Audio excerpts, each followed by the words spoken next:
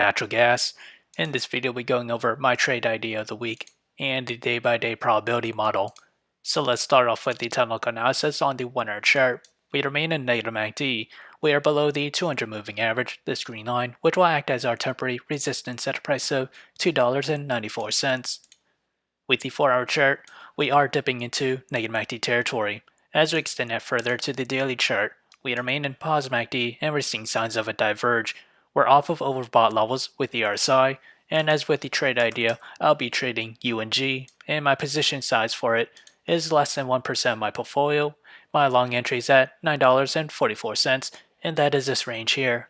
My sell target is at $11.53, and my stop loss is at $8.60.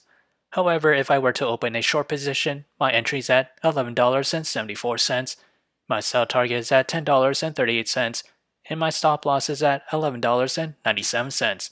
So whichever entry price were to hit first, that'll be my position of the week. So how did I develop these trade ideas?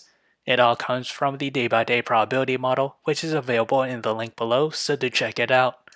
As we progress to the 5th day or week of trading, natural gas has an 82% chance to climb between 0 to 11%, a 9% chance to fall between 0 to negative 11%, and another 9% chance to fall between negative 11 to negative 22%.